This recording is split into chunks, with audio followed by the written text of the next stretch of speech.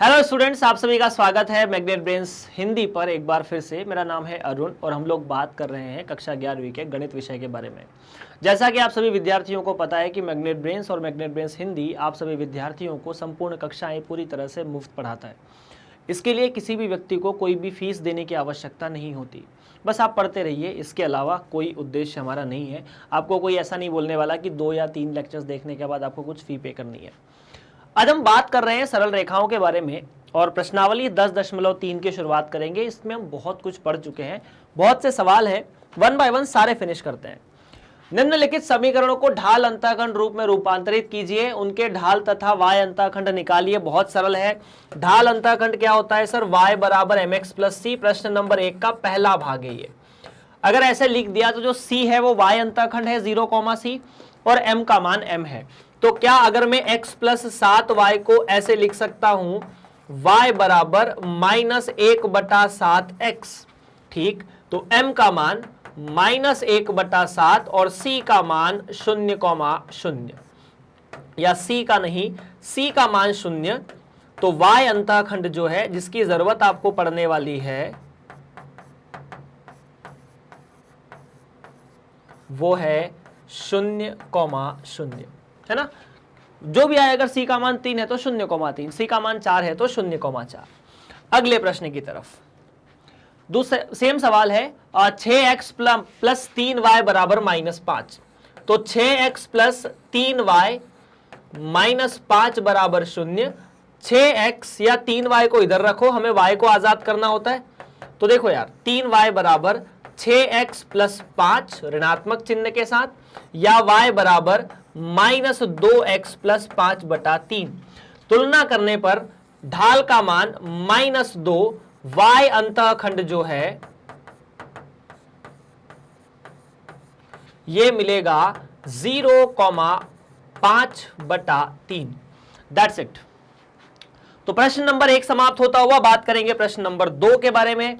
प्रश्न नंबर 2, अच्छा प्रश्न नंबर 1 ही अभी तो। निम्नलिखित समीकरण को ढाल अंतःखंड रूप में लिखिए। ढाल अंतःखंड रूप में लिखा है, अगर आप इसको y बराबर mx प्लस c से तुलना करोगे तो आपको मिलेगा 0m प्लस 0 c की जगह, y बराबर 0। ठीक है, या 0x प्लस c वैसे, है ना। m का मान भी 0 और y अंतःखंड जो है ये वास्तव में क्या आपको दिख रहा है? x अक्ष का समीकरण है। x अक्ष का समीकरण y बराबर 0, इसलिए प्रवणता 0। y अंतःखंड x अक्ष मूल बिंदु से गुजरता है y अक्ष पे, इसलिए 0,0, क्योंकि c का मान 0 है। चलिए प्रश्न नंबर 2, निम्नलिखित समीकरण को अंतःखंड रूप में रूपांतरित कीजिए और अक्षों पर इनके द्वारा काटे गए अंतःखंड भी लिखिए। तो अंतःखंड रूप कैसा होता है सर? x/a प्लस y/b बराबर 1, और अंतःखंड क्या होते हैं? a, 0 और 0,b। तो यहां पर भी वही है। क्या मैं इसे लिख सकता हूं 3x प्लस 2y बराबर 12? आपको इधर 1 चाहिए 0 की जगह, तो सबको 12 से भाग दे दो। तो x/4 प्लस y/6 बराबर 1। ठीक, तो सीधी सीधी बात है, अंतःखंड हुए 0,4 और 0,6। ये रहे सर आपके 2 बार डन। ये सरल सरल चीजें यार अपन डिस्कस कर चुके हैं इनको ना। उसके बाद दूसरा प्रश्न इसी क्या, 4x माइनस 3y बराबर 6। तो फिर से सबको 6 से भाग दे दो। 4x/6 माइनस 3y/6 बराबर 1, या 2x/3 माइनस y/2 बराबर 1, x/3/2 माइनस y/2 बराबर 1। सो इन दिस केस जो अंतःखंड है वो 3,0 और यहां पर 3/2,0 ना, x के आगे y के आगे ये जो प्लस होना चाहिए तो यहां आपने माइनस कर दिया। तो y अंतःखंड 0,-2, क्योंकि जो अंतःखंड रूप है वो ऐसा है, x/a प्लस y/b बराबर 1। तो दोनों यहां प्लस होना चाहिए ना, माइनस नहीं, इसीलिए माइनस चिन्ह को अपन ने यहां कॉम्पनसेट कर दिया। दूसरा प्रश्न भी समाप्त है ना सर जी? समाप्त, बिल्कुल समाप्त। दूसरे का तीसरा भाग बचा है। तो 3y, ठीक है, 3y प्लस 2 बराबर 0। तो यहां तो x है ही नहीं, बिल्कुल नहीं है, सही बात है। तो क्या मैं इसे ऐसा लिख दूं, 0 गुणा x प्लस 3y बराबर -2। सबको -2 से भाग दे दीजिए, तो 2x बटा या ऐसा कुछ प्लस 3y बटा -2 बराबर 1, है ना। तो y अंतःखंड या x अंतःखंड निकालने के लिए आपको ऐसा कुछ मिलेगा, x बटा -2 बटा 0 और y बटा -2 बटा 3 बराबर 1। ध्यान से सुनिए मेरी बात को, x के आगे क्या लिखा है, -2 बटा 0 मतलब अनंत। ये अंतःखंड रूप में बदल तो चुका है, लेकिन क्या है, अनंत। क्या अनंत आपके लिए एक सही आंसर हो सकता है? नहीं। क्यों? क्योंकि अनंत कोई एक बिंदु नहीं होता, पहली बात। y अंतःखंड मिलेगा आपको सिर्फ -2 बटा 3 कॉमा या 0 कॉमा -2 बटा 3, ऐसा कुछ। So in this case if you think about it, सोचो तो ये लाइन है क्या वास्तव में, x अंतःखंड तो नहीं मिलने वाला भाई। तो ये लाइन वास्तव में y बराबर समथिंग समथिंग वाली रेखा है। y बराबर समथिंग समथिंग मतलब y बराबर -2 बटा 3, y बराबर -2 बटा 3 y अक्ष के या x अक्ष के समांतर और -2 बटा 3 से गुजरने वाली रेखा होती है। So that's it.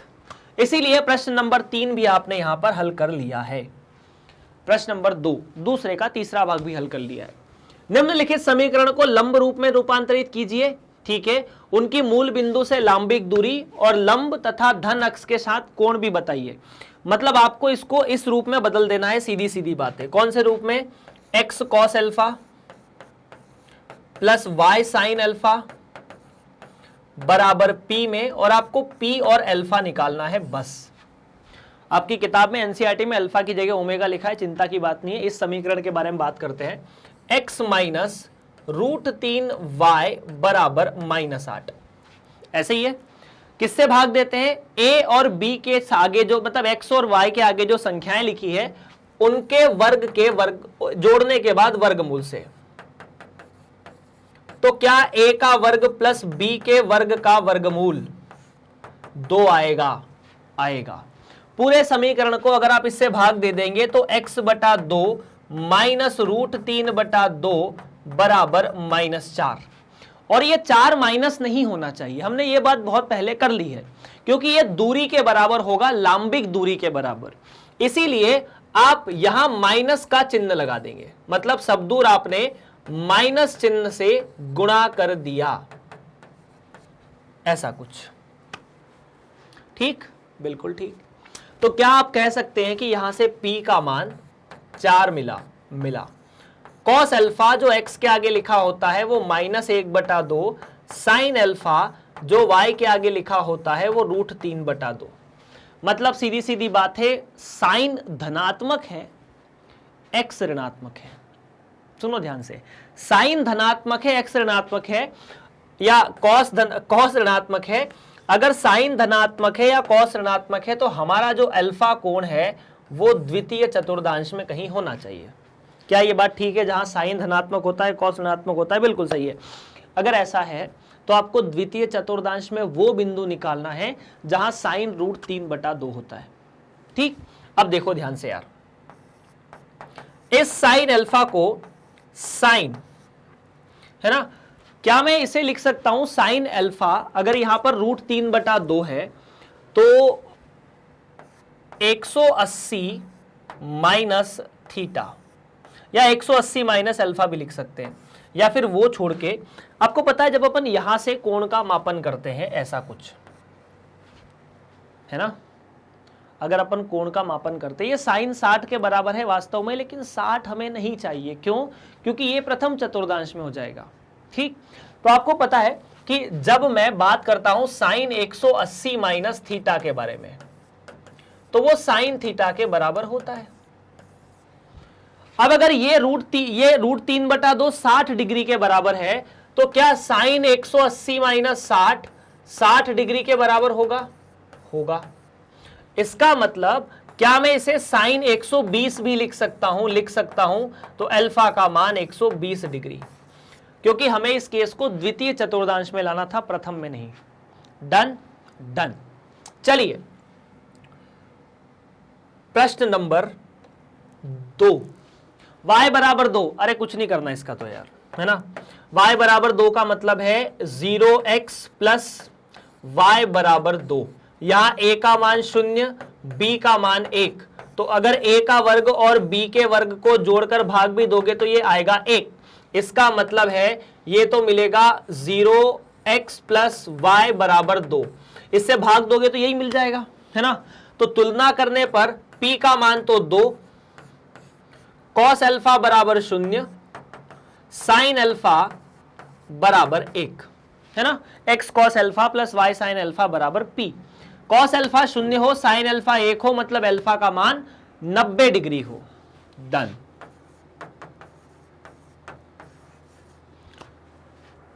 इतनी सी बात है। इसको 90 के अलावा 270 भी लिख सकते हो, चलेगा, है ना।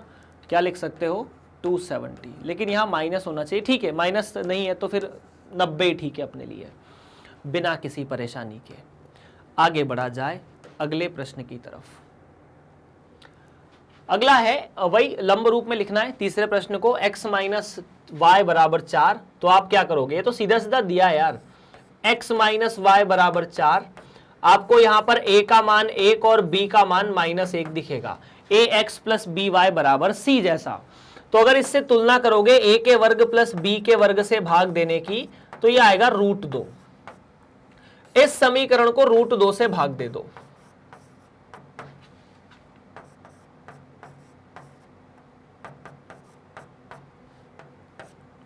बराबर 4 बटा √2, या फिर x बटा √2 माइनस y बटा √2 बराबर 2√2। तो p का मान 2√2, ठीक है। कॉस अल्फा 1 बटा √2, साइन अल्फा -1 बटा √2। तो जो कोण है कॉस ऋणात्मक, कॉस धनात्मक, साइन ऋणात्मक, ऐसा होना चाहिए तृतीय चतुर्थ चतुर्दांश में। तो अल्फा का मान आ जाएगा -45 डिग्री, है ना, क्योंकि 0 डिग्री पर चीजें चेंज तो होती नहीं है। Cos minus theta cos theta, sine minus theta minus sine theta, इसीलिए थीटा का मान -45। तो कॉस -45 कॉस 45 और साइन -45 माइनस साइन 45 के बराबर, और 1 बटा √2 45 डिग्री पर ही होता है। तो अच्छा, मैंने बोला था ना कि ये कैलकुलेशन बड़े फास्ट करने पड़ेंगे आगे। जब हम त्रिकोणमिति फलन पढ़ रहे थे, मैंने बोला था बहुत फास्ट पढ़ना पड़ेगा आपको आगे, तो यही सब करना पड़ेगा, ठीक है। बिंदु की इस रेखा से दूरी ज्ञात कीजिए। क्या ये रेखा आपको उस रूप में दी है जिसको आपने अभी तक देखा है? नहीं देखा। तो सबसे पहले इस रेखा को सरल कर लो। ये प्रश्नावली कोई बहुत ज्यादा कठिन नहीं है, अगर 1-2 प्रश्नों को छोड़ दो तो सारी प्रश्नावली सरल ही है। 12x प्लस 72 बराबर 5y माइनस 10। तो क्या आपको यहां से 12x माइनस 5y प्लस 82 सही जवाब मिला रेखा का। अब इस रेखा की इस बिंदु से दूरी निकालनी है, ठीक। तो वो कैसे निकालते हैं सर? बड़ी आसान है। क्या करना होता है, जहां जहां x है वहां वहां x1, जहां जहां y है वहां वहां y1, and after that a का वर्ग प्लस b के वर्ग का वर्गमूल, है ना। तो ax1, a मतलब 12x1, तो 12 इंटू x1 की जगह वो बिंदु प्लस y1 की जगह 1, प्लस की जगह यहां माइनस था, प्लस 82 डिवाइडेड बाय a का वर्ग मतलब 12 का वर्ग, b का वर्ग मतलब 5 का वर्ग। तो -12 माइनस 5, 12 चले गए तो 70, माइनस 5 चले गए तो 65। तो 65 बटा 12 का वर्ग और 5 का वर्ग, 12, 5 और 13 पाइथागोरस प्रमेय होते हैं, इसी या पाइथागोरस त्रिक होते हैं, इसीलिए ये 5 आ जाए 13 आ जाएगा वास्तव में, और 13 को 65 से भाग दोगे तो ये आ जाएगा 5। पाइथागोरस त्रिक ऐसे होते हैं भाई साहब कि अगर एक भुजा 5 है दूसरी 12 है तो कर्ण जो होगा वो 13 होगा पाइथागोरस प्रमेय में। इसीलिए 12 का वर्ग प्लस 5 का वर्ग का वर्गमूल 13 आ जाता है। ठीक है, चाहो तो ऐसे भी निकाल सकते हो 144 प्लस 25 169, 169 का रूट या वर्गमूल 13। तो प्रश्न नंबर 4 हमारे सामने समाप्त। एक्स अक्ष पर बिंदुओं को ज्ञात कीजिए जिनकी रेखा से दूरियां 4 इकाई है। वाह वाह वाह वाह वाह, बढ़िया सवाल है। सवाल ऐसा है कि एक तो ऐसी रेखा है x प्लस या x/3 प्लस y/4 बराबर 1। इसे थोड़े सामान्य तरीके में लिख लेते हैं, 4x प्लस 3y, 12 उधर जाएगा, इसको इधर लाकर लिख दिया 0। ये रेखा वही है जो है, लघुत्तम लेने के बाद हल कर सकते हो। अब इस रेखा की ये x अक्ष है मान लीजिए, ये रेखा है अपनी ये वाली। उन बिंदुओं को ज्ञात करना है जहां से यहां की जो दूरी है वो 4 इकाई है। अब आपको एक बात बताता हूं, जो भी बिंदु x अक्ष पर होता है उसका y निर्देशांक 0 होता है, इसीलिए आप इस बिंदु को α,0 लिख सकते हैं। अगर इस बिंदु को α,0 लिख दिया तो क्या मैं लिख सकता हूं 4 बराबर 4 गुणा अल्फा प्लस 3 गुणा 0 माइनस 12 भाग देकर 4 का वर्ग प्लस 3 का वर्ग का वर्गमूल, है ना। तो देखो यार, ये तो मिला 4 बराबर 4 अल्फा माइनस 12, ठीक है, 4 अल्फा माइनस 12 और ये मिला 5। तो अगर 4 अल्फा माइनस 12 को आप लोग सॉल्व करेंगे, यहां से आपको अल्फा चाहिए और कुछ नहीं, तो प्लस और माइनस नाम की दो चीजें हो सकती है जब मापांक को हटाया जाएगा। मैंने आपसे कह चुका हूं, तो प्लस माइनस 4 बराबर 4 अल्फा माइनस 12/5। इसको यहां गुणा किया तो प्लस माइनस 20 प्लस 12 बराबर 4 अल्फा, या अल्फा बराबर 12 को 3 से भाग दिया, मतलब 12 को 4 से भाग दिया तो 3, 20 को 4 से भाग दिया तो 5, तो प्लस माइनस 5। अल्फा के दो मान होंगे, एक जब धनात्मक चिन्ह लोगे, एक जब ऋणात्मक चिन्ह लोगे। तो दो बिंदु कौन कौन से आएंगे, एक बिंदु आएगा 8,0, दूसरा बिंदु आएगा -2,0। तो ये दो बिंदु कैसे आ रहे हैं, ज्यामिति की मदद से आप इसे बड़े आसानी से समझ सकते हो। जैसे मान लो ये x अक्ष है, कोई एक रेखा है x अक्ष को काटेगी, संभवतः अगर वो y के समांतर नहीं है तो, और ये रेखा y के समांतर तो नहीं है। एक बिंदु ये हो सकता है जो 4 इकाई की दूरी दे, दूसरा बिंदु ये भी तो हो सकता है जो 4 इकाई की दूरी दे, इसीलिए दो बिंदु आए, एक -2,0, दूसरा 8,0। इस तरह से प्रश्न नंबर 5 समाप्त। प्रश्न नंबर 6, समांतर रेखाओं के बीच की दूरी निकालिए। यहां तो बड़ा सिंपल है यार, ध्यान से देखो, 5 15 15 8 8, तो a का मान 15, b का मान 8, c1 का मान -34 और c2 का मान 31। दो समांतर रेखाओं के बीच की दूरी का जो सूत्र होता है वो होता है c1 में से c2 घटाओ और a का वर्ग और b का वर्ग वहां पर जोड़ते जाओ, ऐसा कुछ। तो d बराबर c1 माइनस c2, मतलब -31 -30 -34 -31, और यहां पर वर्ग लेने के बाद a का वर्ग प्लस b का वर्ग, मतलब 15 का वर्ग प्लस 8 का वर्ग। तो क्या d बराबर -65, हाँ जी ठीक। 15 और 8 के बारे में जानकारी यह है कि 15 8 17 होते हैं वर्ग करने के बाद, वर्गमूल निकालने के बाद। यह भी एक पाइथागोरस त्रिक है, आप इन्हें याद कर सकते हैं। बहुत सारी त्रिक होती है, कुछ कुछ काम की होती है, 3 4 5, ठीक है। उसके बाद इन दोनों को डबल कर दोगे तो 6 8 10, फिर होती है, अपन ने पढ़ा है 12 5 13, और उसके बाद ये एक है 15 8 17, 8 15 17 याद रख सकते हैं, ठीक। तो एक भुजा 15 है, अगर एक भुजा 8 है तो कर्ण होगा 17। बस इतनी सी बात है, तो दूरी आ जाएगी 65/17। दैट्स इट, है ना, डन। सो ये आपका जवाब डी वाले प्रश्न का, मतलब छठे का पहला प्रश्न। छठे का दूसरा, वाह, L into x plus y plus p गुणा L into x plus y minus r. तो यहां पर अगर आप इन दोनों रेखाओं को ऐसे लिखो तो आपको कोई परेशानी है क्या? Lx plus l y plus p बराबर 0, दूसरा Lx plus l y minus r बराबर 0। तुलना करने पर L का मान A, B का मान भी L, C1 का मान P और C2 का मान माइनस आर। अब जो दूरी होती है जिसे आप D दूरी कह सकते हैं, तो D दूरी बड़ी आसान है कि C1 में से C2 को घटाओ, भाग देकर A का वर्ग प्लस B का वर्ग पाओ। तो D बराबर C1 में से C2 को घटाया, मतलब P में से माइनस माइनस R किया तो P प्लस R, और यहां L का वर्ग प्लस L का वर्ग, A और B की जगह तो L ही L है बस। तो D मिला P प्लस R बटा 2L रूट 2L, है ना। L का वर्ग प्लस L का वर्ग 2L का वर्ग, L का वर्ग निकलकर L हो जाएगा, 2 बच जाएगा रूट 2 के रूप में। तो इतनी सी दूरी है, बस खत्म। प्रश्न नंबर 6 का दूसरा भाग समाप्त। अगर कोई कमेंट डाउट आता है तो आप कमेंट कर सकते हैं, अगर नहीं आता है तो भी बता सकते हैं।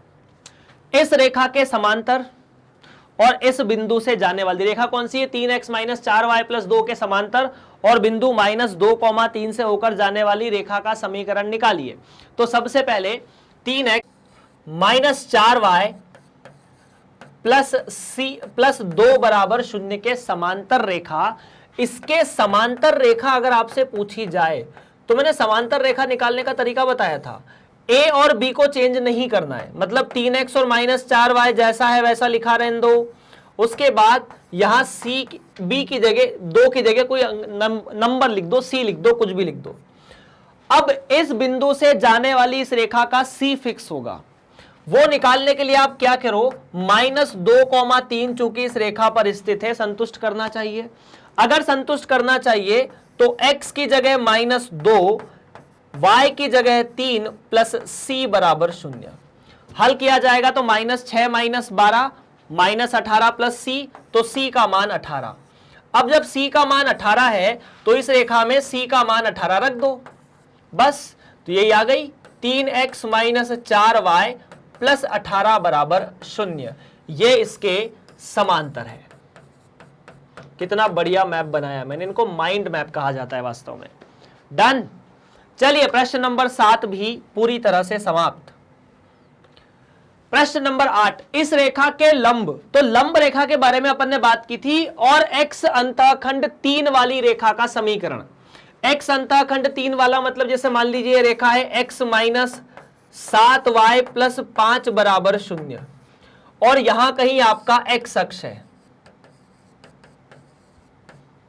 तो एक ऐसी रेखा जो इस रेखा पर लंब हो और ये जो बिंदु है वो 3,0 हो। कोई दिक्कत की बात नहीं है, रेखा पर एक बिंदु दिया है 3,0, है ना।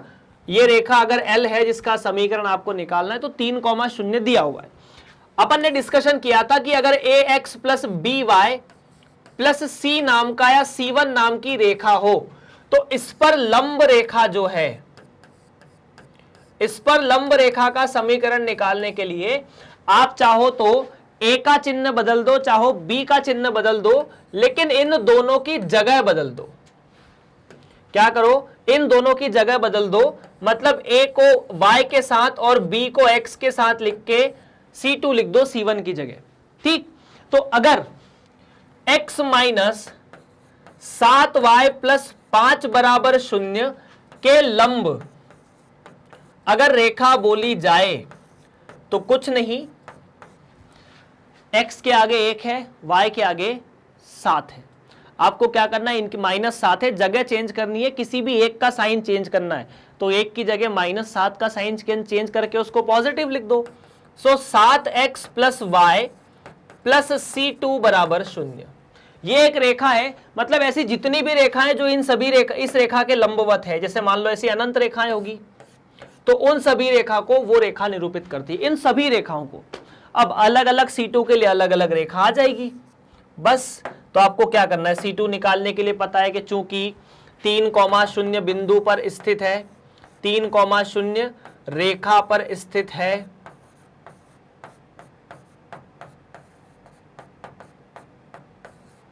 इसीलिए आपने x की जगह 3 और y की जगह 0 रखा। C2 बराबर 0, C2 का मतलब -21। अगर -21 है तो आपने C2 की जगह -21 रख दिया। सवाल समाप्त।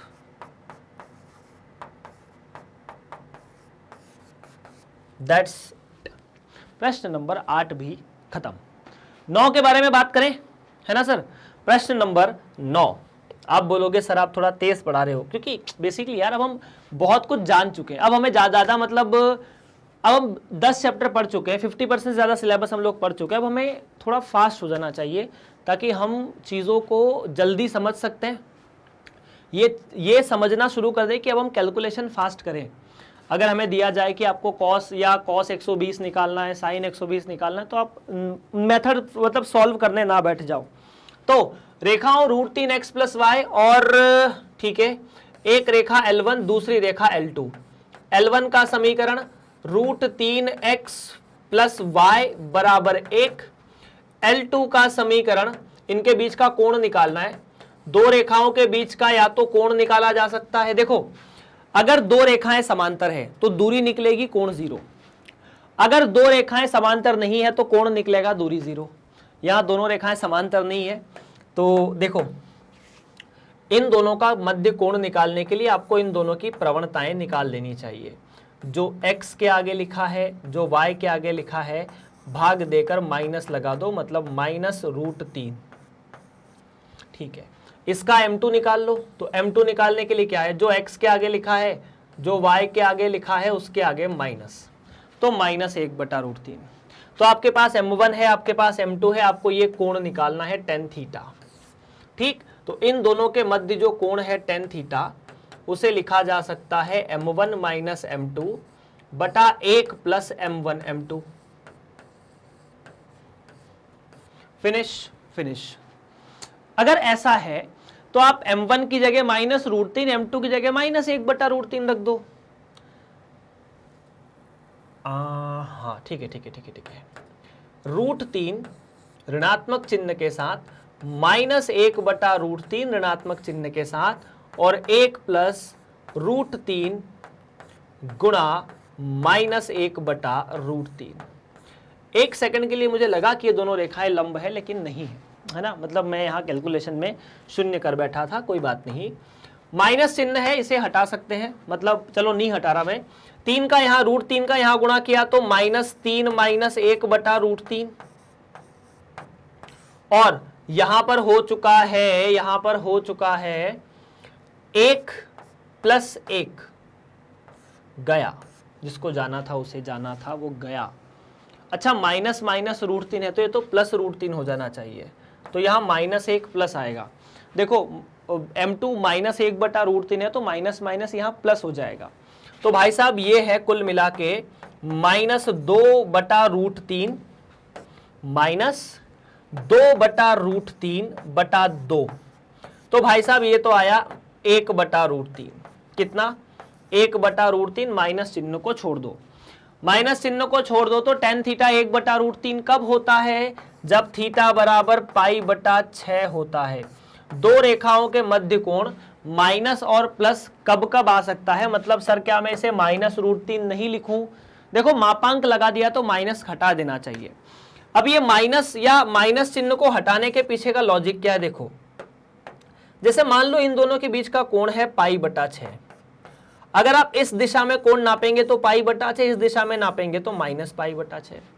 मतलब एंगल तो सेम ही है, अपन को एंगल निकालना था बस। डन। सो अब ये किस दिशा में मुड़े तो -π/6 आए, ये अलग बहस हो सकती है, पर प्रश्न नंबर 10 जो है वो काफी जरूरी है अभी। प्रश्न नंबर 10 कहता है कि बिंदुओं h,3 और 4,1 से जाने वाली रेखा 7x - 9y - 19 को समकोण पर प्रतिच्छेद करती है, तो h का मान निकालिए। बड़ा सिंपल है यार, ये तो ऐसा सवाल अपन ने किया था एक लगभग। एक रेखा है 7x माइनस 9y माइनस 19 बराबर 0। एक बिंदु है h,3 और 4,1 से जाने वाली रेखा। तो खत्म। अगर आप इसे L1 मानते हैं, इसे L2 मानते हैं, तो क्या अगर L1 रेखा की प्रवणता M1 है, L2 रेखा की प्रवणता M2 है, और अगर ये दोनों रेखाएं एक दूसरे को समकोण पर प्रतिच्छेद कर रही है, मतलब M1 M2 का जो गुणा है वो -1 आना चाहिए। M1 कैसे निकालेंगे? x के आगे जो लिखा है, y के आगे जो लिखा है, उन दोनों को आपस में भाग देकर माइनस चिन्ह लगा दो, मतलब 7/9। M2 कैसे निकालेंगे? M2 के लिए इस रेखा के दो बिंदु दिए हैं, तो y2 माइनस y1 बटा x2 माइनस x1, तो 2/h माइनस 4। फिनिश। ऐसा ही कुछ, तो बस यार लिख दो वहां पर क्या कि 7/9 का गुणा अगर 2/h माइनस 4 में किया जाए तो ये -1 आए, है ना। 7 दूनी 14, बिल्कुल सही है। 14 बराबर -9h माइनस 4, या फिर 14 बराबर -9h प्लस 36। ठीक, 36 को इधर लाए तो 22 माइनस चिन्ह के साथ। h का जो मान है वो आएगा 22/9, माइनस से माइनस कटे, प्रश्न यहां समाप्त। डन है क्या? 3 माइनस 1/h माइनस 4 बिल्कुल सही है ये भी, और उसके बाद ये आएगा 7/9, ये भी करेक्ट है। x के आगे जो लिखा है, y के आगे जो लिखा है 7 माइनस 9, आगे एक माइनस चिन्ह लगाना होता है प्रवणता निकालने के लिए। चूंकि दोनों एक दूसरे पर लंब है तो आपने M1 गुणा M2 माइनस 1 लगाया, 7/9 गुणा 2/h माइनस 4 बराबर -1, तो ये तो हुआ 14, ठीक है, और 9h माइनस 36 पर वो माइनस का था इसलिए प्लस 36। ठीक है सर, डन। तो आगे बढ़ते हैं यार अगले प्रश्न की तरफ। फिर प्रश्न नंबर 11, सिद्ध कीजिए कि इस बिंदु से जाने वाली और इस रेखा के समांतर रेखा का समीकरण ये है। ठीक है, देखना ध्यान से। सबसे पहले ax plus by plus c बराबर 0 के समांतर रेखा कौन सी होगी?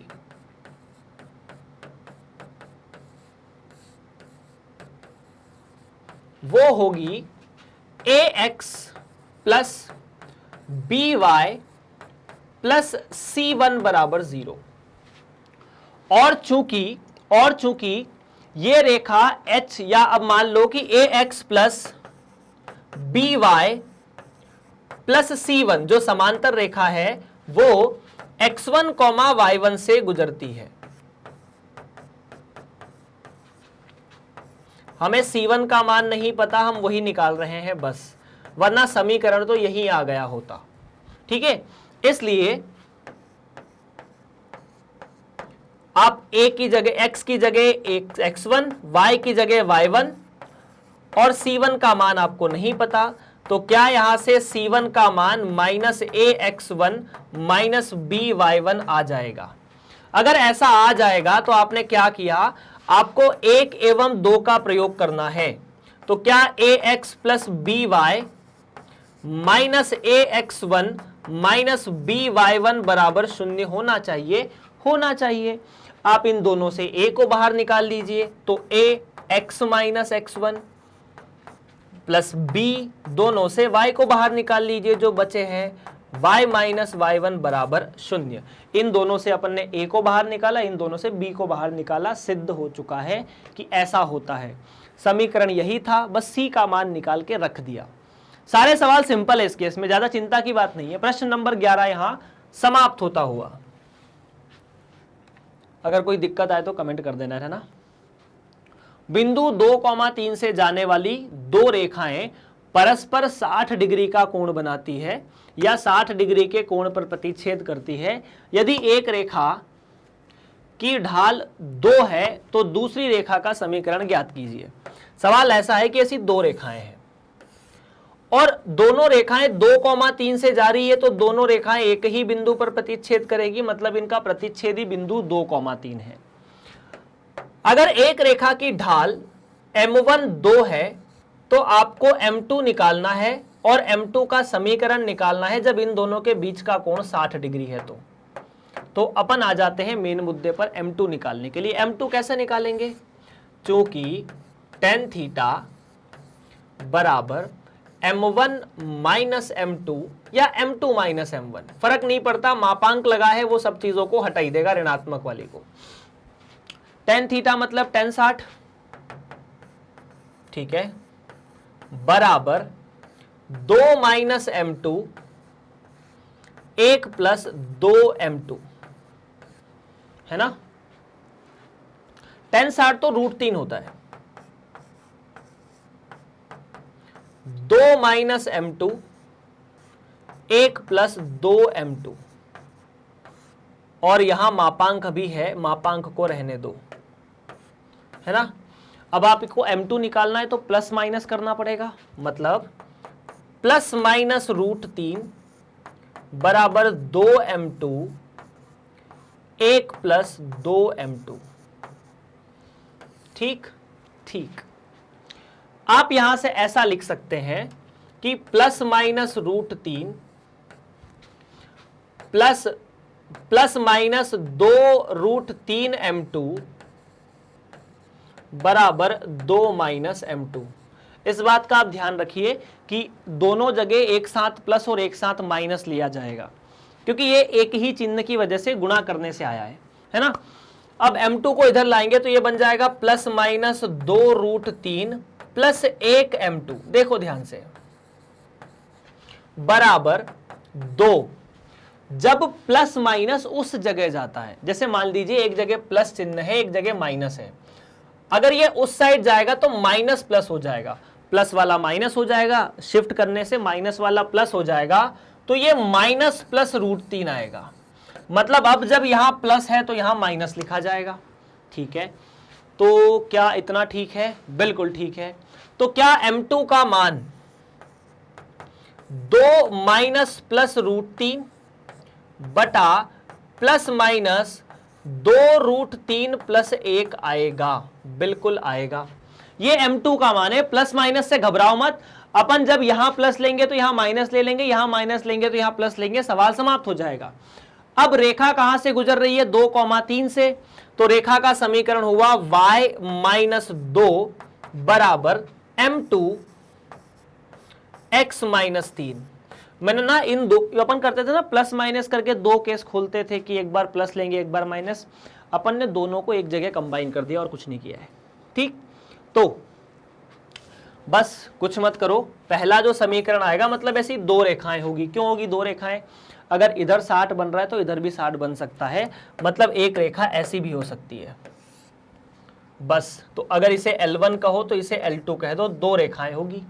तो L1 का समीकरण बड़ा आसान, y माइनस 2, m2 में आप एक काम करो, यहां माइनस का चिन्ह ले लो, 2 माइनस √3, तो नीचे आपको प्लस लेना पड़ेगा, 2 √3 माइनस 1 और x माइनस 3। दूसरा L2 ले लो, तो y माइनस 2, जब यहां प्लस ले लोगे तो नीचे माइनस लेना पड़ेगा। ये दूसरी रेखा आ गई है। इसको थोड़ा सा अपन यहां लिख लेते हैं, जगह की कमी के कारण अपन L2 को यहां लिख लेते हैं। कितना आ जाएगा? 2 माइनस √3 की जगह प्लस √3, और यहां 1 माइनस 2 √3 x माइनस 3 बराबर y माइनस 2। ये दूसरी रेखा है और कुछ नहीं। एक रेखा की ढाल 2 दी थी, अपन ने सूत्र का प्रयोग किया और यहां से लिखा 2m2, प्लस माइनस लगाया तो √3 प्लस 2 √3, ऐसा ऐसा कुछ हमारे जवाब में आया। ठीक ठीक है सर जी। तो ये आपका सवाल है, मतलब इस तरह से हल हुआ है, अब आप इसे हल कर सकते हैं, डन है। ठीक है, चलिए आगे बढ़ते हैं। प्रश्न नंबर 12, अगर आपको समझ में आया है तो अच्छी बात है, वरना आप आराम से इसे देख सकते हैं। कमेंट बॉक्स में जरूर लिख दीजिए कि हाँ आपको समझ में आया है, ताकि मुझे भी अच्छा लगे कि हाँ बच्चों को समझ में आया है। चलिए थोड़ा कठिन सवाल है, कठिन नहीं मतलब कैलकुलेशन यहां से कठिन लग सकता है। अगर कठिन लगे तो एक काम करना, यहीं से ब्रेक कर देना, दो अलग अलग पार्ट में, एक बार धनात्मक चिन्ह एक बार ऋणात्मक चिन्ह लेके दो अलग अलग M2 मिल जाएंगे। बस इतनी सी बात यह है। चलिए 12 समाप्त, 13 शुरू। बिंदुओं 3,4 और -1,2 को मिलाने वाले रेखाखंड के लंब समद्विभाजक का समीकरण ज्ञात कीजिए। यह क्या होता है लंब समद्विभाजक? यह बिंदु है 3,4, ए बिंदु मान लेते हैं। एक बिंदु है बी -1,2। एक रेखा ऐसी है जो ए बी के लंब है और इन दोनों को दो बराबर टुकड़ों में तोड़ती है। क्या है? ठीक है क्या? एक रेखा ऐसी है जो ए बी के लंब है और इन दोनों को दो बराबर टुकड़ों में तोड़ती है। इसी को कहा जाता है लंब भी है ये रेखा, हाँ, और साथ में समद्विभाजक भी है, मतलब दो बराबर भागों में तोड़ती है। क्या मेरी बात आपको समझ में आती है? अगर आती है तो अब सुनिए ध्यान से। आपको लंब समद्विभाजक निकालने के लिए कोई ज्यादा परेशान नहीं होना। अगर ये रेखा L1 है तो आपको L2 का समीकरण चाहिए। L2 का समीकरण निकालने के लिए आपको तो एक बिंदु चाहिए, वो बिंदु मध्य बिंदु C या M हो सकता है। तो M तो निकाल लेना बड़ा आसानी से, क्योंकि AB का लंब समद्विभाजक है तो A और B को दो बराबर पार्ट में तोड़ेगा। अगर दो बराबर पार्ट में तोड़ेगा तो इन दोनों का मध्य बिंदु M होना चाहिए। बिल्कुल, -1 + 3/2, 2/2 मतलब 1, 2 + 4/2, 6/2 मतलब 3। तो M आ गया 1/3। इसका कारण क्या है कि M AB का मध्य बिंदु है।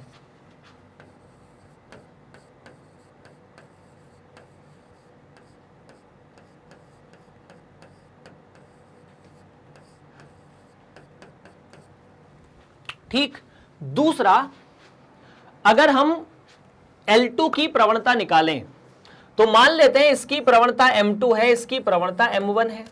अब चूंकि L2 L1 लंब है तो M1 M2 का गुणा -1 होना चाहिए। तो क्या आप M1 निकाल सकते हैं बड़ी आसानी से? क्यों? क्योंकि इसके बिंदु दिए हैं y2 - y1 4 - 2 बटा x2 - -x1 है ना, y2 - y1 बटा x2 - x1। तो 4 - 2 तो हुए 2 और ये हो गए 4, मतलब 1/2।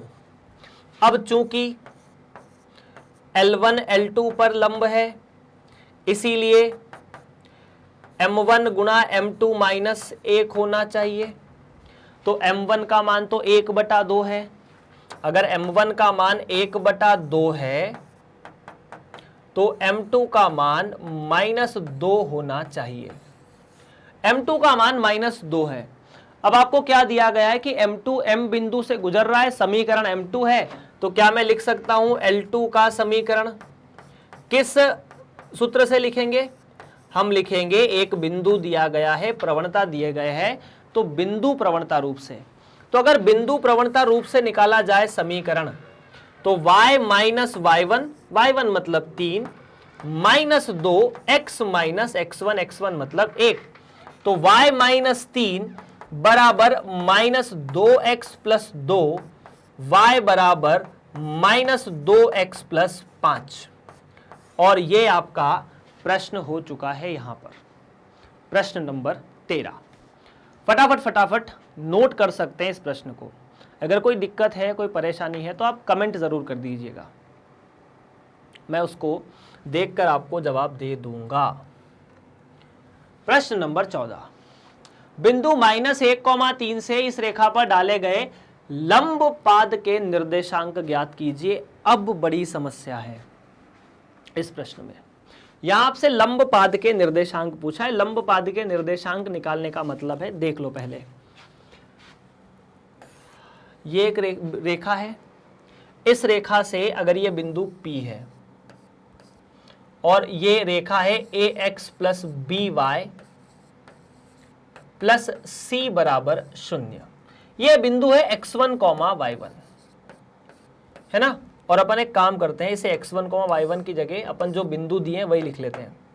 रेखा का समीकरण है 3x माइनस 4y माइनस 16 बराबर 0 और यह है -1, 3। आपको लंब पाद के निर्देशांक निकालने हैं, मतलब जब ये P बिंदु से यहां लंब डाला जाएगा ऐसा,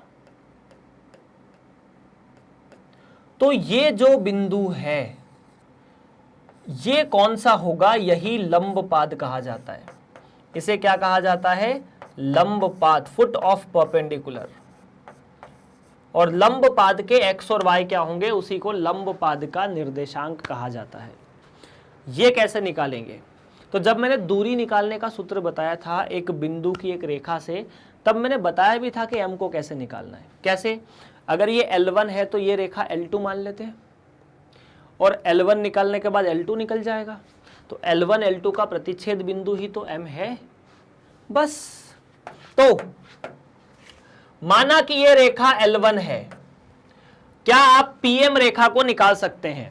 ठीक है, तो सबसे पहले M1 L1 की प्रवणता, आपको परीक्षा में ये सब कुछ लिखना पड़ेगा कि माना M1 L1 की प्रवणता है, ऐसा कुछ क्या निकलेगा, x के आगे जो लिखा है y के आगे जो लिखा है माइनस कर दो, तो -3 बटा -4 मतलब 3/4। तो चूंकि अगर ये L1 है और इसे अपन ने L2 कहा, तो L1 L2 परपेंडिकुलर है, इसीलिए M1 गुणा M2 -1 होना चाहिए। तो M2 का मान यहां से -4/3 आ जाएगा। ठीक, तो अगर M2 -4/3 है तो क्या आप L2 का समीकरण निकाल सकते हैं, निकल जाएगा। अब तो कैसे, y माइनस y1, तो y -3 बराबर -4/3 x minus x1।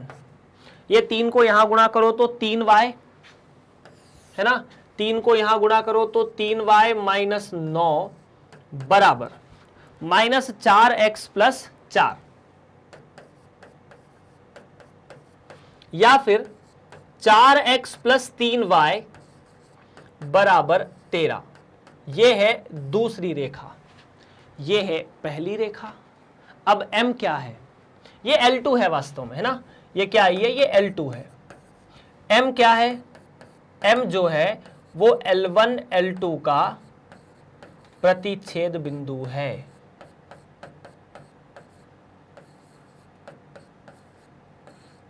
Point of intersection of L1 and L2 is the foot of perpendicular। अब ये प्रतिच्छेद बिंदु निकाल के फटाफट कमेंट करो क्या जवाब आएगा, फटाफट यार। तो यार रेखाओं का प्रतिच्छेद बिंदु तो आपको आना ही चाहिए, है ना। 3x - 4y बराबर 16, 4x + 3y बराबर 13। पहली रेखा को 4 से गुणा करो, दूसरी रेखा को 3 से गुणा करो, है ना, या उससे सरल है y वाला हटाओ, एक पॉजिटिव है एक नेगेटिव है, तो पहली रेखा को 3 से गुणा करो, दूसरी रेखा को 4 से गुणा करो, तो ये तो हो जाएगा 3 × 9x, ठीक, और 4 चौक 16x, 12y खत्म, ठीक, 16 × 48 और 13 चौक 52। तो भाई साहब ये तो मिला 25x बराबर 100। वाओ, x बराबर 4, x बराबर 4 इनमें से जिस रेखा में रखना चाहो रख दो। यहां पर रखना चाहोगे तो 3 × 4 -4y बराबर 16, है ना, ये ऐसा था अपना सवाल। ठीक, तो 12, ठीक है, तो यहां से मिला 12 - 4y बराबर 16। तो y का मान क्या होना चाहिए कि ये हो जाए, मतलब y का मान माइनस है क्या, सीधा सीधा, है ना, उधर भेजोगे तो -4y बराबर 4। तो भाई साहब ये जो लंब पाद है वो 4, -1 आया है। प्रश्न नंबर 14 का बात करेंगे 15 के बारे में। मूल बिंदु से y बराबर mx + c पर डाला गया लंब रेखा से बिंदु -1, 2 पर मिलता है, तो m और c का मान ज्ञात कीजिए। ठीक है यार, ये भी सही है। एक मूल बिंदु है जो कि हमेशा होता है, ठीक है, और एक रेखा है ऐसी, ठीक है, ये y बराबर c से इस पर एक लंब डाला गया है ऐसा, तो ये जहां मिलता है वो है -1,2। अब आप बोलोगे सर ये -1,2 तो संभव नहीं है, रफ फोटो है, मतलब ये समझाने वाला तरीका है। -1,2 अगर आप चाहते हो तो वो यहां कहीं बनेगा, ऐसा कुछ, ठीक। तो ये जो बिंदु है वो -1,2 है और ये है y बराबर mx प्लस सी, ये मूल बिंदु है भाई साहब। तो c निकालने का जो तरीका है वो थोड़ा आसान है। क्यों आसान है, उसके पीछे कारण थोड़ा सा सिंपल है। सिंपल ये है कि मूल बिंदु से जो लंब डाला गया है, अगर ये O बिंदु है और ये A बिंदु है, O से A है ना, अगर ये M बिंदु है, तो क्या आप O से M की दूरी निकाल सकते हैं? O से M की दूरी मूल बिंदु से -1,2 की दूरी है, तो -1 का वर्ग प्लस 2 का वर्ग, तो ये तो मिलेगा √5। और अगर आपको पता हो तो y बराबर mx प्लस सी की, इसको ऐसा लिखा जा सकता है mx माइनस y प्लस सी बराबर 0, है ना। इसकी मूल बिंदु से दूरी कितनी है, ठीक है, इसकी मूल बिंदु से दूरी कैसे निकलेगी? मूल बिंदु से दूरी, तो मूल बिंदु से दूरी निकालने का सूत्र वही है, किसी एक रेखा की किसी एक बिंदु से दूरी। क्या करेंगे, जहां जहां x है वहां वहां ये x1, मतलब m गुणा x1 माइनस y 1/a का वर्ग प्लस b का वर्ग, और ये जो दूरी है वो वास्तव में OM के बराबर है। तो क्या आपको मिलना चाहिए c/m का वर्ग प्लस 1 का वर्गमूल √5 के बराबर होना चाहिए। ये एक पहला रिजल्ट आपने निकाला है। नहीं पता c और m क्या है, लेकिन इतना रिजल्ट तो अपन निकाल सकते हैं। रिजल्ट क्या है कि यार c/m का वर्ग प्लस 1 का मापांक √5 होना चाहिए, ठीक। ये पहला रिजल्ट है। अब दूसरा रिजल्ट कैसे निकाले, मतलब काम की बात कैसे निकाले, m कैसे निकाले, तो वो भी बड़ा सिंपल है। अगर इसकी प्रवणता m है ना, अगर ये रेखा L1 है, इसकी प्रवणता m है, प्रश्न में दी हुई है y बराबर mx प्लस सी, क्या आप O से m को ज्वाइन करने वाली रेखा की प्रवणता निकाल सकते हैं? प्रवणता मतलब ढाल, और इसको अपन ने m2 कह दिया। तो क्या m2 निकालना आसान है? बिल्कुल आसान है। y2 माइनस y1 मतलब 2 माइनस 0 बटा x2 माइनस x1 मतलब सीधा सीधा -2। अब यार ये लंब है, लंब का मतलब ये दोनों एक दूसरे पर 90 डिग्री होनी चाहिए। अगर 90 डिग्री होनी चाहिए तो क्या m1 और m2 का गुणा -1 होना चाहिए? होना चाहिए। m1 के बारे में जानकारी, m1 का मतलब m है ना, m1 का मतलब तो m है, इसका मतलब -2 बराबर -1, तो m का मान 1/2। तो भाई साहब आपका जो सवाल है वो हल हो चुका है। क्यों? आपको c का मान चाहिए था, वो तो ठीक है, m का मान तो मिला, ठीक है। तो 1 एवं 2 से अगर ये मापांक हटाना है तो आपको सामने प्लस माइनस लगाना पड़ेगा। तो c बराबर m का वर्ग प्लस 1 गुणा प्लस माइनस √5, गुणा में ना ये m बराबर 1/2 रखो।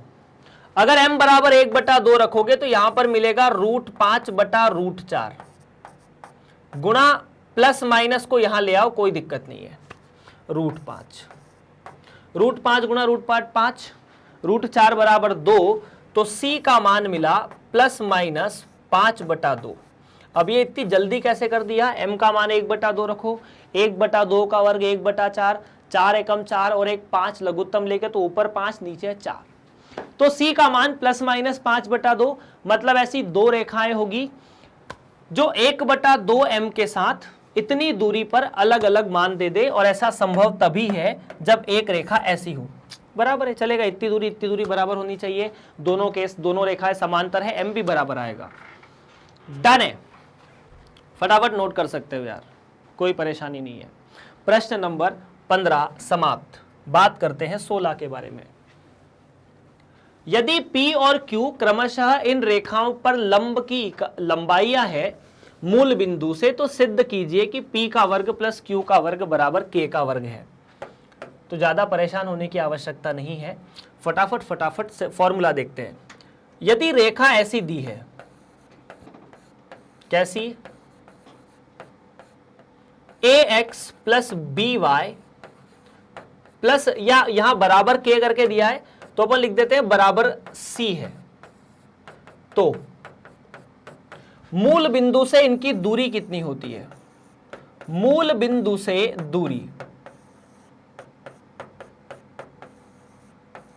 तो वो होती है d बराबर c बटा a का वर्ग प्लस b का वर्ग, और c का मापांक लगा दो, चूंकि a का वर्ग प्लस b का वर्गमूल धनात्मक होता है, यहां मापांक लगा दिया ताकि c ऋणात्मक हो तो भी धनात्मक आ जाए। अपन ने ये फॉर्मूला देख लिया है, x और y की जगह 0 0 रख दो।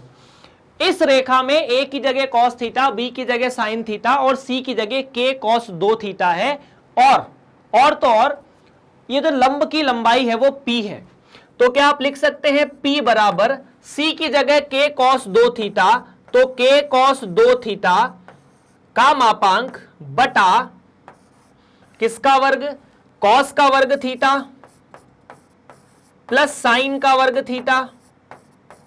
तो क्या यहां से p बराबर k cos 2 थीटा आना चाहिए?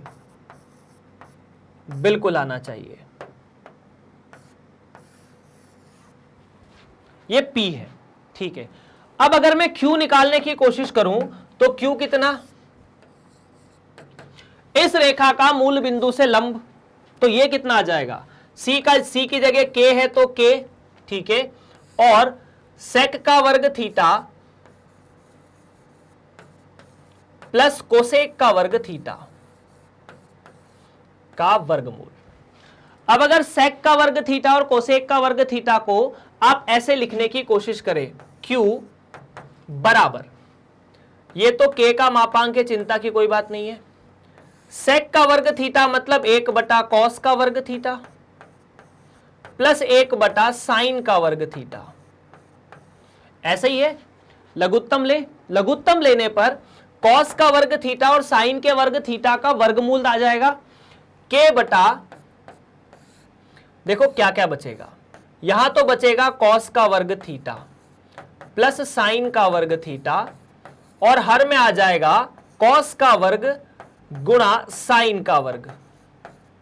अब cos का वर्ग थीटा प्लस sin का वर्ग थीटा तो 1, cos का वर्ग थीटा sin का वर्ग थीटा ऊपर गया, तो ये बचा q बराबर k का मापांक cos थीटा sin थीटा। और अगर आप दोनों साइड 2 से भाग दे दो, गुणा कर दो 2 से, तो यह आ जाएगा 2q बराबर k का मापांक 2 cos थीटा sin थीटा। अब ऐसा क्यों किया? ऐसा इसलिए किया कि 2q बराबर हुआ k का मापांक गुणा sin 2 थीटा। अब जब वर्ग करते हैं तो मापांक कोई बहुत ज्यादा परेशान नहीं करता, मतलब मापांक का वर्ग k ही हो जाता है, k के मापांक का वर्ग कहो या इनके मापांक का वर्ग कहो बराबर है। आपको जो पहले रिजल्ट में मिला और जो दूसरे रिजल्ट में मिला, आपने दोनों का वर्ग करके जोड़ दिया, क्योंकि इधर वर्ग करके जोड़ना पड़ेगा। तो p का वर्ग प्लस 2q का वर्ग बराबर k का वर्ग cos 2 थीटा का वर्ग, k का वर्ग sin 2 थीटा का वर्ग। तो यहां से अगर आप k के वर्ग को बाहर निकाल लें तो cos का वर्ग 2 थीटा प्लस sin का वर्ग 2 थीटा बाहर, और cos का वर्ग 2 थीटा और sin का वर्ग 2 थीटा मिला के 1, तो यहां से मिलता है p का वर्ग प्लस 2q का वर्ग मतलब 4q का वर्ग बराबर k का वर्ग। इति समाप्तः, फिनिश। देख लो भाई, प्रश्न नंबर 16 भी समाप्त। बिना किसी परेशानी के, बिना किसी रुकावट के इस प्रश्न को भी हमने हल किया है। थोड़ा कैलकुलेटिव है, त्रिकोणमिति जैसा कि आप लोगों को उम्मीद होती है कैलकुलेटिव होती थी। डन। वैसे ये दोनों रेखा हैं, चलो ठीक है, कोई बात नहीं, आगे बढ़ते हैं अपन प्रश्न नंबर 17 की तरफ।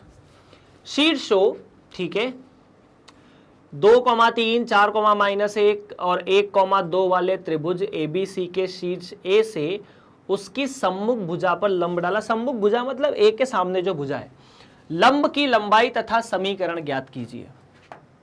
ठीक है, निकालते हैं। देखो यार, ये अगर A बिंदु है, ये B बिंदु है और ये C बिंदु है, तो A बिंदु से एक लंब डाला गया है। सवाल को अपन बहुत आसानी से निपटा सकते हैं। ठीक है, आपके सामने B और C नाम का बिंदु, B और C नाम की रेखा है, ये इस पर लंब है, तो क्या आप BC की प्रवणता निकाल सकते हैं? मान लेते हैं ये बिंदु M है, तो चूंकि दोनों एक दूसरे पर लंब है, तो क्या मैं कह सकता हूं कि BC का जो प्रवणता आएगा MBC गुणा MAM बराबर -1, क्योंकि दोनों एक दूसरे पर लंब है, ये BC और ये रेखा AM। BC और AM अगर एक दूसरे पर लंब है, लंब समद्विभाजक नहीं है, ये इसका BC का मध्य बिंदु नहीं है, तो अगर ये दोनों एक दूसरे पर लंब है, तो क्या हम लंब की लंबाई निकाल सकते, मतलब क्या हम ऐसा बोल सकते हैं कि BC की प्रवणता गुणा AM की प्रवणता -1 है? हाँ, आप AM की लंबाई BC का समीकरण निकाल के भी निकाल सकते हैं, इसमें चिंता की कोई बात नहीं, और ये थोड़ा सरल पड़ेगा। ठीक है, चलिए ठीक है, तो अपन एक काम करते हैं, BC का समीकरण, चलो छोड़ो BC का समीकरण निकालना भी क्यों है, हाँ वो थोड़ा सरल रहेगा यार। चलिए BC का समीकरण निकाल लेते हैं।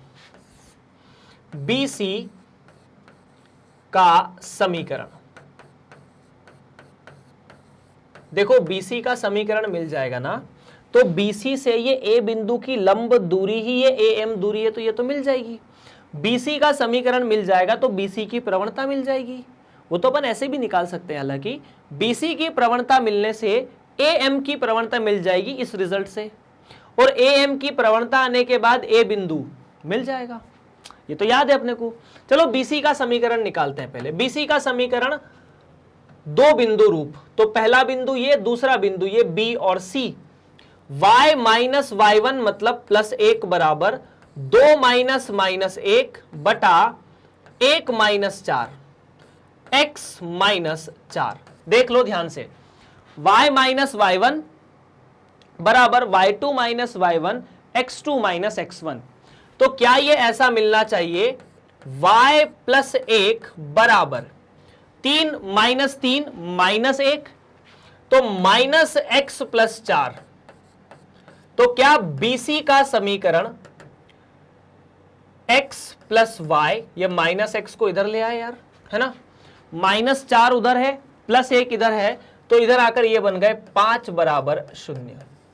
तो BC का समीकरण बहुत प्यारा सा हमारे सामने आया है, x प्लस वाई बराबर 5 या x प्लस वाई प्लस 5 बराबर 0। अब आगे क्या, जो आपको लंब की लंबाई चाहिए पहले भाग में, वो है ऐसी, कैसी, वो AM के बराबर है। AM मतलब A बिंदु से BC की दूरी। तो ये तो सिंपल है, जहां जहां x है वहां वहां 2 लिख दो, y की जगह 3 लिख दो, +5 बटा x का गुणांक और y का गुणांक 1 है। उम्मीद है ये आपको समझ में आ गया होगा। इस रेखा से इस बिंदु की दूरी का सूत्र लगाया, ये बिंदु था 2,3, है ना, जहां जहां x था वहां वहां 2, जहां जहां y था वहां वहां 3, बटे में a का गुणांक और y का, x का गुणांक और y का गुणांक तो बराबर है, तो ये मिला 10 बटा √2, मतलब 5√2। चलो पहला भाग तो हल। दूसरा, लंब का समीकरण निकालने के लिए एक बात बताइए, लंब जो है BC, अच्छा लंब जो है वो BC के साथ लंब है, तो क्या मैं लिख दूं BC के लंब का समीकरण, या BC के लंब रेखा का समीकरण। ऐसी सभी रेखाएं जो BC के लंब होगी उनका समीकरण लिखने की कोशिश हमारी है। कैसे निकलेगा? BC का समीकरण पता है, इस रेखा के लंब रेखा का समीकरण निकालने के लिए आपको x को और y को, x और y के गुणांक को बदलना होता है। दोनों का गुणांक 1 है, बदलोगे तो फर्क नहीं पड़ेगा। फिर दोनों में से किसी एक गुणांक के आगे आपको ऋणात्मक चिन्ह लगाना होता है, बराबर 0। अब चूंकि ये बिंदु 2,3 से गुजर रहा है, ठीक है, तो 2 - 3 + c बराबर 0। यहां से c का मान 1। अब जब c का मान 1 आ जाएगा तो यहां रख दो। फटाफट कमेंट करके बताओ am का समीकरण क्या होगा तुरंत। तो यार c का मान 1, c का मान 1 रखा यहां पर, तो x - y + 1 बराबर 0। ये am का समीकरण है, am का समीकरण।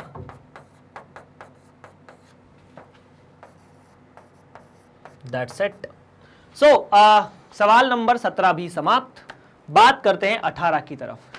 यदि P मूल बिंदु से उस रेखा पर डाले गए लंब की लंबाई हो जिस पर अक्षों द्वारा काटे गए अंतःखंड A तथा B हो, तो दिखाइए कि 1/P का वर्ग बराबर 1/A का वर्ग प्लस 1/B का वर्ग है। सवाल थोड़ा सिंपल है, थोड़ा कठिन है, पर हम कर देंगे सवाल को। एक रेखा ऐसी है जो यहां पर A,0 का अंतःखंड काटती है, यहां पर B,0, B का अंतःखंड काटती है, और मूल बिंदु से इस रेखा पर ये P लंबाई का लंब डाला गया है। अब आपको यह दिखाना है, तो सबसे पहले इस रेखा का समीकरण निकाल ले। हाँ सर निकाल लेते हैं। कैसे निकालेंगे? अंतःखंड रूप से। याद है ना अंतःखंड रूप क्या होता था? याद है क्या होता था अंतःखंड रूप? x/a + y/b बराबर 1। थोड़ा सरल लिखने पर bx + ay बराबर ab। ऐसे ही है, बिल्कुल ऐसे ही है। अब इस रेखा से मूल बिंदु से लंब कितना होगा? तो ये तो आसान है, क्या कि ये जो P है वो लंब है? बिल्कुल है। P बराबर लंब, ठीक है। अभी सुनना, लंब कैसे निकालते हैं? जिस बिंदु से लंब डाला गया है उसके निर्देशांक को रेखा में रख दो। तो B × 0 + A × 0 + AB बटा x और y का जो गुणांक है उन दोनों का वर्ग करके जोड़ दो। यहां b का वर्ग + a का वर्ग होना चाहिए अगर x वाले को पहले लिखो, लेकिन बात बराबर ही है। इतना ठीक है? ठीक है। तो क्या है आपको मिला? p बराबर ab बटा a का वर्ग b का वर्ग मिल गया। दोनों साइड वर्ग करें। अगर दोनों साइड वर्ग करते हैं तो क्या मिलना चाहिए? p का वर्ग बराबर a का वर्ग b का वर्ग और a का वर्ग प्लस b का वर्ग। आपको 1/p चाहिए, तो 1/p का मतलब है इस पूरे को उलट दो। a का वर्ग प्लस b का वर्ग बटा a का वर्ग b का वर्ग। अब इन a का वर्ग b के वर्ग को अलग अलग करोगे तो आपको मिलेगा 1/p का वर्ग बराबर 1/a का वर्ग प्लस 1/b का वर्ग, और यही आपका सही उत्तर है जो आपको सिद्ध करना था। सो इस तरह से प्रश्न नंबर 18 भी आपका समाप्त हो जाता है। डन है? चलिए यार, तो अगर आप इन लेक्चर्स को मैग्नेट ब्रेन्स के ऑफिशियल चैनल www.magnetbrains.com पर देखना चाहे तो आप देख सकते हैं। आपको सीबीएसई कक्षा 11वीं सिलेक्ट करना है, सीबीएसई हिंदी माध्यम कक्षा 11वीं। जैसे आप यहां क्लिक करेंगे इस फोटो पर, आपको गणित विषय के सारे इस जानकारी और उसके बाद हर चैप्टर का नाम दिखेगा। जिस चैप्टर को पढ़ना उस पर क्लिक करना, उसके सारे वीडियो आपको सीक्वेंस में खुलते हुए दिखेंगे। जिस पे क्लिक करोगे वीडियो चलना शुरू हो जाएगा। बाकी आपको पता ही है कि मैग्नेट ब्रेन्स और मैग्नेट ब्रेन्स हिंदी आप सभी विद्यार्थियों को कक्षा 6 से लेकर 12 तक संपूर्ण विषय बिल्कुल मुफ्त पढ़ाते हैं। इसके लिए आपको किसी भी व्यक्ति को कोई चार्ज देने की आवश्यकता नहीं होती है। आप किसी भी बोर्ड से हो पढ़ सकते हो। इसके अलावा आपको करना क्या है? इस वीडियो को लाइक करना है, अपने दोस्तों के साथ वीडियो को शेयर करना है और इस चैनल को सब्सक्राइब भी करना है। मिलते हैं आप सभी से अगली कक्षा में। आप सभी का बहुत बहुत धन्यवाद।